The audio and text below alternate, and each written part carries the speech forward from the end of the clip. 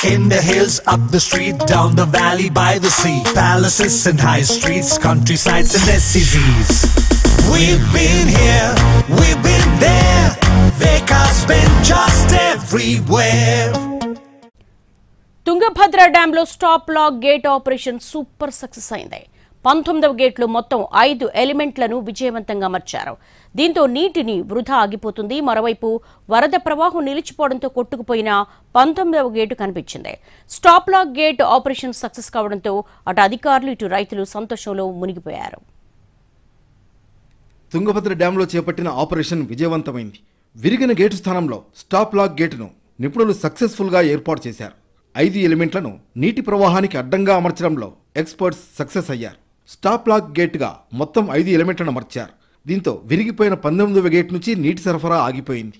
నీటి సరఫరా ఆగిపోవడంతో కొట్టుకుపోయిన 19వ గేట్ కనిపించింది. ఈ నెల 10వ తేదీన అర్ధరాత్రి తుంగభద్ర ప్రాజెక్ట్ 19వ గేట్ కొట్టుకుపోయింది. గేట్ ఆపరేట్ చేస్తుండగా చైన్ లింక్ తెగిపోయి గేట్ కనిపించకుండా పోయింది.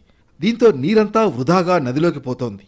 అప్పటికే ప్రాజెక్టులో 100 టీఎంసీల నిల్వతో నీటి మట్టం పూర్తి స్థాయిలో ఉండగా ఎగువ నుంచి 30,000 క్యూసెక్కుల ప్రవాహం ఉండడంతో గేటు మరమ్మతు చేయడం సాధ్యం కాని పని అని అంతా అనుకున్నారు.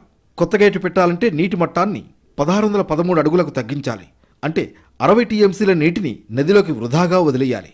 అదే జరిగితే కర్ణాటకలోని బళ్ళారి, రాయచూర్, కొప్పల్, విజయనగర జిల్లాలతో పాటు రాయలసీమలో కర్నూలు, అనంతపురం, కడప, తెలంగాణలోని ఉమ్మడి మహబూబ్ నగర్ జిల్లాల్లో లక్షలాది ఎకరాల ఆయకట్టు, వేలాది గ్రామాలు తాగునీటి సమస్యను ఎదుర్కోవాల్సి వచ్చేది. ఇలాంటి పరిస్థితుల్లో సాగునీటి ప్రాజెక్టు గేట్ల నిపుణుడు కన్నయ్య నాయుడును కర్ణాటక ప్రభుత్వం రంగంలోకి దింపింది.